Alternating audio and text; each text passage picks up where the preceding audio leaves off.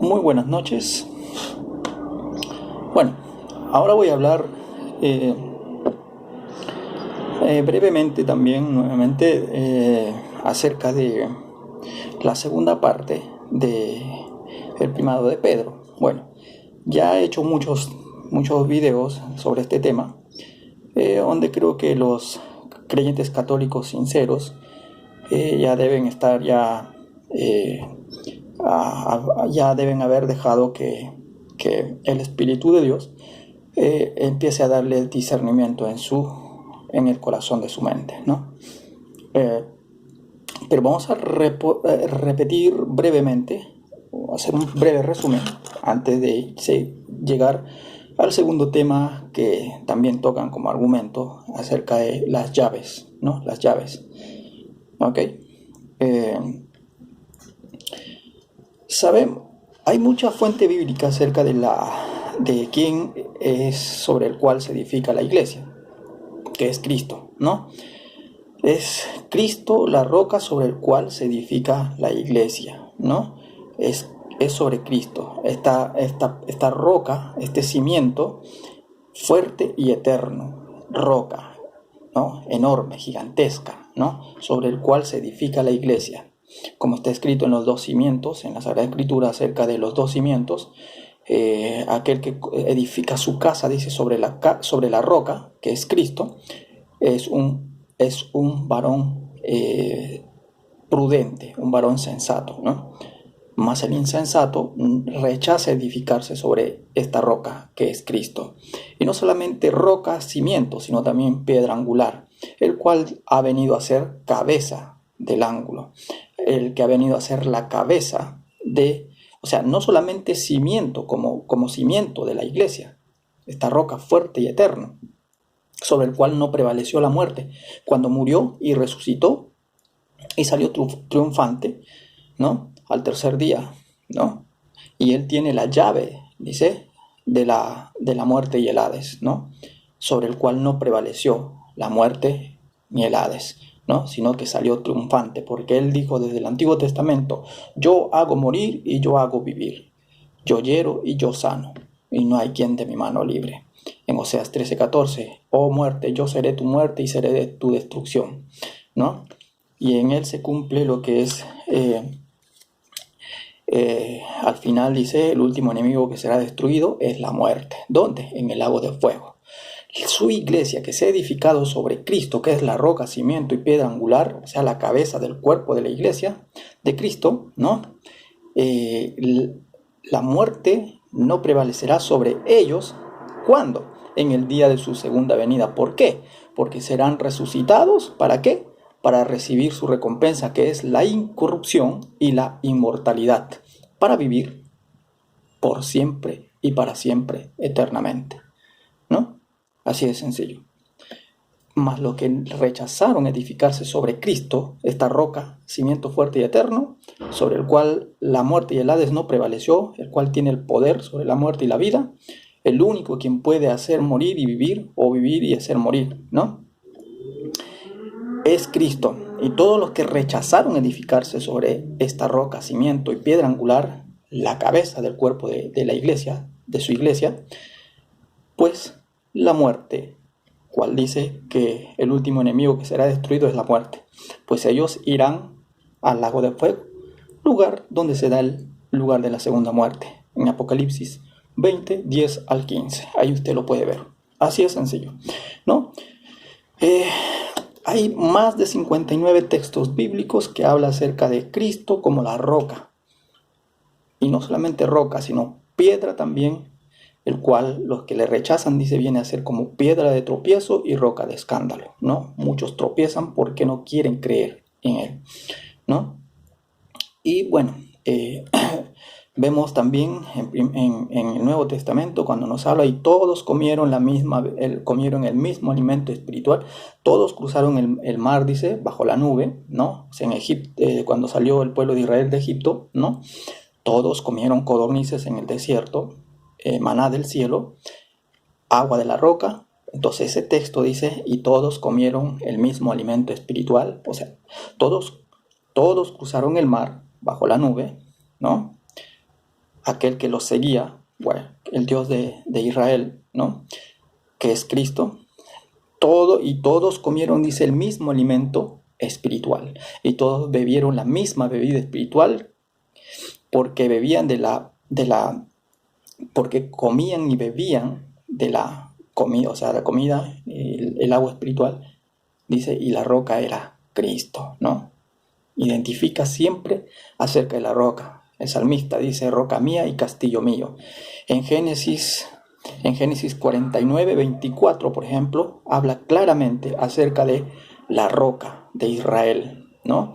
La roca de Israel, el buen pastor, el pastor de Israel, ¿no? Jesucristo. Pueden verlo en Génesis 49, 24, Deuteronomio 32, 15, Salmos 42, 9, Salmos 71, 3, Salmos 118, 22, Marcos 12, 12, 10, Efesios 12, 20, 21 al 21, Mateo 21 al 42, Marcos 12, 10, Lucas 20, verso 17, Hechos 4, 11, Primera de Pedro 2, 4 al 8, ¿no? Romanos 9, verso 32, 33, y ustedes van a poder ver ahí en Habacuc 1, 12, Isaías 17, 10, Isaías 8, 13, 16, van a poder ver acerca de esta roca que es Cristo, el cual ya se habló de él proféticamente. Hay más de 59 textos bíblicos que acerca de Jesucristo, de Dios, aquel que se hizo carne, se hizo siervo semejante a los hombres para cumplir su propósito, el de reconciliarnos consigo mismo, para salvarnos, ¿no? De esa condenación de la muerte eterna. Entonces, esos de todos bebieron la misma comida y bebida espiritual. Lo pueden ver en 1 Corintios 10, 1 al 5. Para corroborarlo acerca de qué habla desde el Antiguo Testamento y de quién habla, pueden verlo en Éxodo 14, 1, capítulo 14, verso 1 al 31, Éxodo capítulo 16, 1, verso 1 al 36, Números capítulo 11, verso 1 al 35, y Números 20, o sea, capítulo 20, versos 1 al 13. Lo estoy tratando de hacerlo rápido para que no sea tan largo el video. Y bueno, también pueden ver, por ejemplo, ahora vamos a ver lo siguiente, acerca de, para que se den cuenta, pueden ver, por ejemplo, en Gálatas 2, 7 al 10, y Gálatas 2, 11 al 21, en Gálatas 2, 7 al 10, y donde habla acerca, donde se dan cuenta que no solamente Pedro es el que tiene ¿cómo se llama? La autoridad como siervo de Dios, sino todos sus discípulos, ¿no? Todos. No hay un primado de Pedro, ¿no? Luego voy a mostrarle algunos textos bíblicos. Y en Gálatas 2, 11, 21 van a poder darse cuenta por cómo Pablo reprende a Pedro por haber sido piedra de tropiezo, ¿no? Y haber arrastrado a los demás a la hipocresía, ¿no? Eso está en Gálatas 2, 11 al 21. Y bueno, en Hechos 20, 28 al 31, donde habla que todos los apóstoles son considerados como obispos, ¿no? Como pastores, como evangelistas, porque son ellos los que anunciaron después de Juan, ¿no? El Bautista y Jesucristo. Ellos fueron los que fueron elegidos para anunciar a toda criatura el evangelio de Jesucristo. Por lo tanto, ellos fueron los primeros pastores, los primeros evangelistas, los maestros después de Jesucristo, ¿no? Así de sencillo. Ahora, vamos a ver rapiditamente ahora el tema donde habla. Voy a leer en dos versiones, ya. En la versión Peshitta, bueno, en la versión Reina Valera también lo pueden ver, ¿no? Ahí lo tengo, ¿no? Pero vamos a leer en la versión Peshitta y en la versión Kadosh, ¿ya? Dice así: Simón Pedro confiesa que Jesucristo es el Mesías, ¿no? Al llegar Jesús, dice, lo pueden ver en Marcos 8, 27, capítulo 8, versos 27 al 30, y Lucas capítulo 9, verso 18 al 21. Dice que al llegar Jesús a la región de Cesarea de Filipo, preguntó a sus discípulos diciendo: ¿qué dicen los hombres acerca de mí? Que soy hijo. ¿Qué dicen los hombres acerca de mí? Hace como una pregunta, ¿no? Fíjese cómo se señala acerca de mí. Tomen atención. ¿Cómo es que el Señor Jesús aquí mismo nos da a entender, nos va a guiar para poder discernir, para poder entender? Pero antes despójese de esas otras enseñanzas y incline su oído primeramente a la verdad, ¿no? Y compruebe si lo que le han enseñado es verdadero. Entonces dice: ¿qué dicen los hombres acerca de mí? Dice él, ¿no? Que soy hijo de hombre. Ellos respondieron: unos dicen, eres Juan. Ellos, o sea, sus discípulos, ¿no? Unos dicen, ellos respondieron: unos dicen que eres Juan el Bautista, otros que eres Elías, y otros que eres Jeremías o uno de los profetas, ¿no? Él les insistió: pero ustedes, ¿quién dicen que soy yo? Le dice, ¿no? Contestando Simón Pedro, dijo: tú eres el Mesías, el Hijo del Dios viviente, ¿no? ¿Ve? Entonces aquí hay algo que se le revela a Pedro, ¿no? Entonces Jesús contestando le dijo: dichoso eres, Simón, hijo de Jonás, ¿no? Porque esto no te lo reveló carne ni sangre, sino mi Padre que está en el cielo. Dice, muy bien. Aquí le da una revelación muy importante acerca del Mesías. ¿Quién es Cristo? ¿No? Entonces, ¿y cuál es su propósito? ¿Para qué es que Él ha venido al mundo como siervo, a semejanza de hombre, ¿no? Entonces, es sobre esta confesión de Pedro, es lo cual él anuncia algo muy importante y declara algo muy importante acerca de una iglesia, que viene a ser su iglesia, ¿ok? Y obviamente esta iglesia va a estar compuesta no solamente por el pueblo de Israel, por creyentes del pueblo de Israel, sino también por un pueblo que no era su pueblo, que vendría a ser los gentiles, ¿no? Aquellos gentiles que empiezan a creer en él y se arrepienten, cuales son injertados en esta rama de olivo, ¿no? Entonces, van a darse cuenta que aquí empieza a hablar, tomen en cuenta que hace una declaración muy importante, la anunciación acerca de su iglesia. ¿Y quiénes fueron los primeros en formar parte de su iglesia? Pues sus discípulos, los que estaban presentes ahí, ¿no? Entonces, le señala a Pedro. Recordemos que anteriormente hemos visto el por qué es que cambia el nombre de Simón a Pedro, ¿no? Que significa Kefas, ¿no? En la versión de Casiodoro de Reina, la Biblia del Oso de 1569, creo, está escrito de esta manera, donde a Pedro le identifica como piedra pequeña y a Cristo como roca grande, como roca, ¿no? Y de la misma manera, en las Biblias que yo, por ejemplo, aquí que estoy leyendo, siempre identifica, por ejemplo, que tú eres Pedro con su nombre, ¿no? Pero con letra minúscula. Y cuando se refiere a Cristo, se refiere con R mayúscula, roca, ¿ya? Roca, igualito del mismo modo en la Biblia Kadosh. Le voy a mostrar aquí, por ejemplo. Aquí dice una pequeña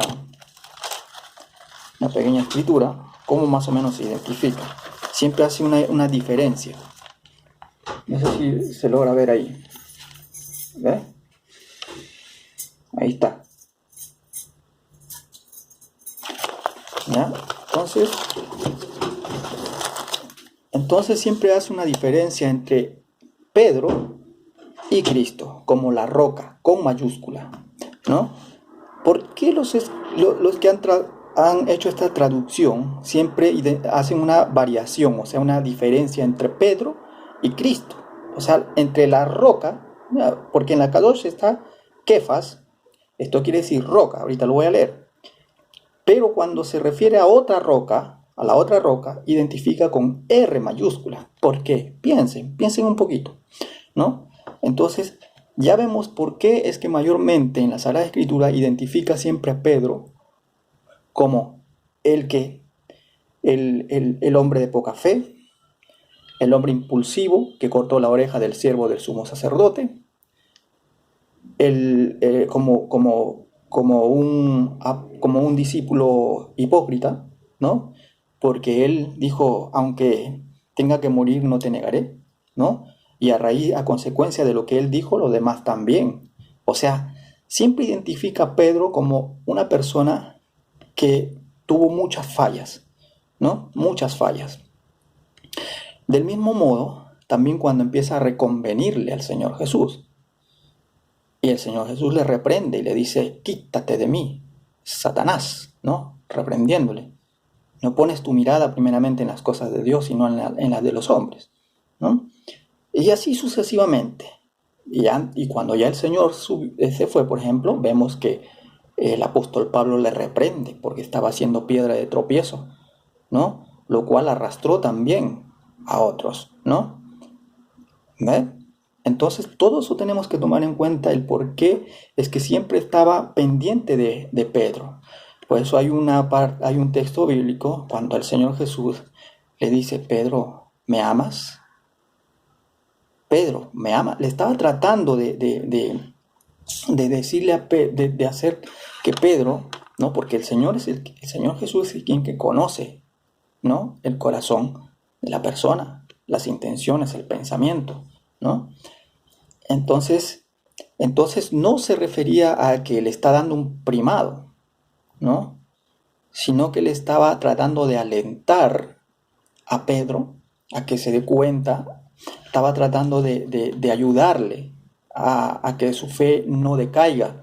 Por eso es que cuando él dice que, que Satanás ha pedido zarandearlos a ellos, se enfoca donde Pedro, se enfoca donde Pedro.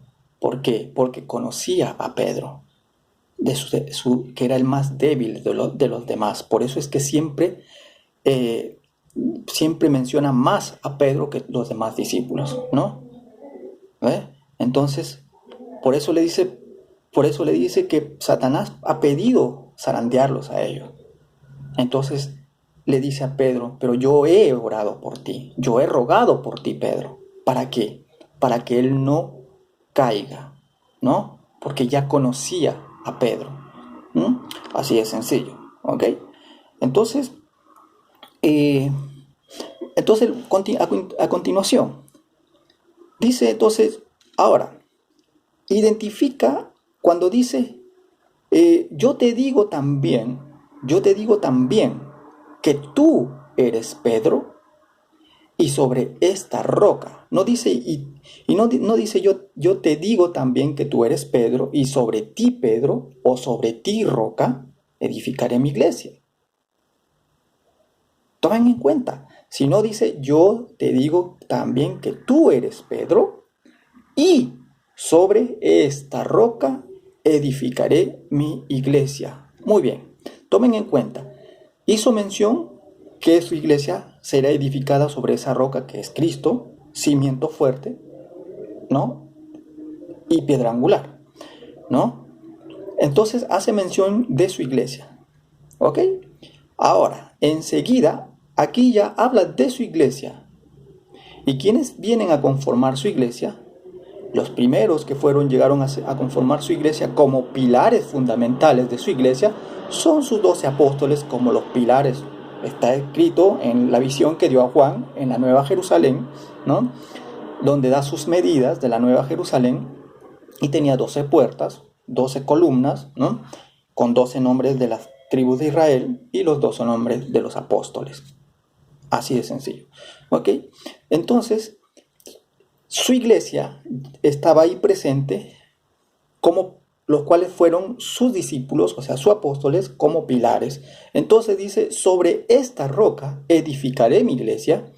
Ahora, sobre esa roca que edificará su iglesia, que empieza a edificar su iglesia, los cuales ya estaban presentes ahí, los pilares fundamentales de su iglesia, ¿no? Como testimonio del Evangelio de Jesucristo de la verdad, dice, y las puertas del Seol no la vencerán.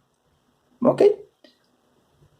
A su iglesia no la vencerán las puertas del Seol. En las otras traducciones, las puertas del Hades y de la muerte, dice, no prevalecerán sobre ella, hablando de su iglesia, ¿no?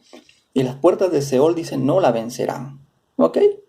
¿Por qué no la vencerán? ¿Por qué? Porque están edificados sobre Cristo, su Salvador, su protector, su redentor, su buen pastor, ¿no? La puerta, la luz, su luz, es todo, su pan de vida, su agua de vida. Así de sencillo. Entonces, aquí está hablando de su iglesia. Ahora vamos a ver más adelante lo que dice. Y yo te daré, ¿a quién? No a Pedro. Mire, fíjese bien. Y yo te digo también que tú eres Pedro. ¿Ok? Y sobre esta roca edificaré mi iglesia. Habla de su iglesia. Y las puertas del Seol no la vencerán. ¿A quién? A su iglesia. ¿No? A su iglesia. Y yo te daré, dice. ¿A quién? Escuche. Y yo te daré las llaves del reino del cielo. ¿A quién?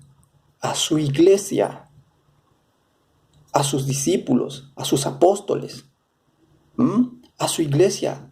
Porque Él nos da a su iglesia la autoridad y el poder. A sus hijos, aquellos que han creído, les da la autoridad y el poder de hollar serpientes y escorpiones, ¿no? Por eso dice, yo te daré las llaves del reino del cielo. Y todo lo que ates en la tierra será atado en el cielo. Y lo que desates en la tierra será desatado en el cielo. Escuchen bien. Está hablando de autoridad sobre todo, ¿no? A su iglesia, que conforman, que estaban en ese momento presentes sus discípulos y todos los que vendrían a edificarse conforme con el tiempo, a las nuevas generaciones, sobre Cristo, ¿no? Así es, ¿eh? Entonces, Él nos da autoridad, ¿no?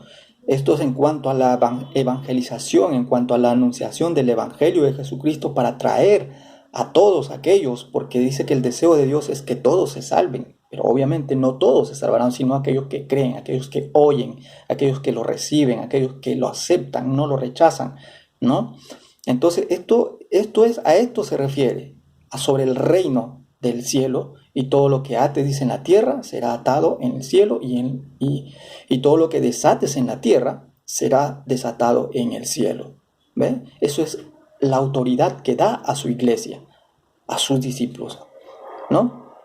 Ahora, vamos a leer, por ejemplo, aquí rapidito, vamos a leer aquí rapidito aquí en la Biblia Kadosh.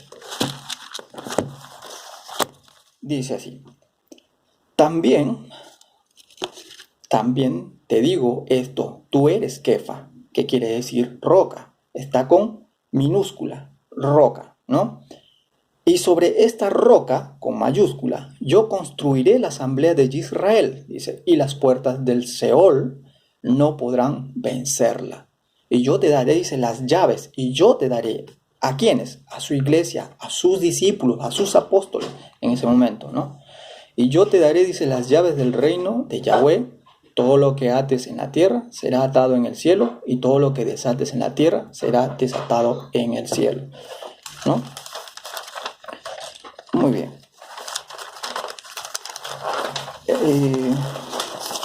Vamos a leer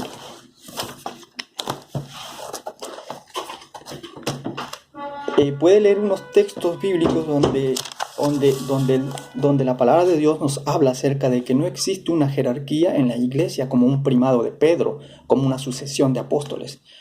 Ahora, si es que realmente existiera si el Papa, o sea, si Pedro era el primer Papa, como dicen, ¿no?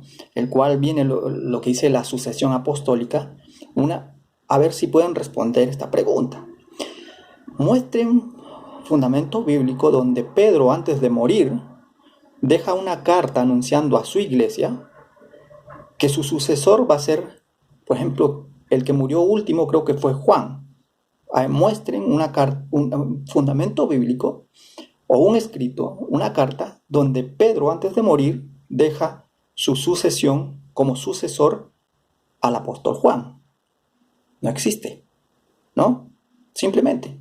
Muy bien, pueden leer acerca de donde te habla que no existe una jerarquía. Pueden leer en Mateo 18, capítulo 18, verso 1, Marcos capítulo 9, verso 33, Marcos 10, verso 42, 1 Corintios capítulo 8, verso 5 al 16, Colosenses 1, verso 17 al 18, y Juan 13, verso 12, y también 1 Timoteo capítulo 6, verso al 11, 1 Corintios 13 en adelante. Pueden leerlo.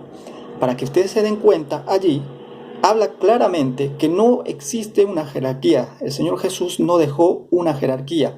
Ahí van a poder ver más bien cuando sus discípulos están discutiendo de quién sería el que tendría la autoridad, o sea, quién sería el primero. Y el Señor va y como que los reprende y les dice, dándole a entender que no hay uno mayor entre ellos, sino que el que quiera ser mayor, conviértase en el último, como servidor. Por lo tanto, ahí en esos textos ustedes van a poder encontrar que no hay ninguna jerarquía, que el Señor mismo lo dice cuando ellos estaban discutiendo acerca de quién va a quedar como el que tenga la autoridad. Así de sencillo. Esto lo estoy haciendo algo rápido, ¿no? En cualquier otro momento lo voy a hacer con unos mucho más amplio, porque lo hago porque tengo poco espacio en mi celular. Ahora,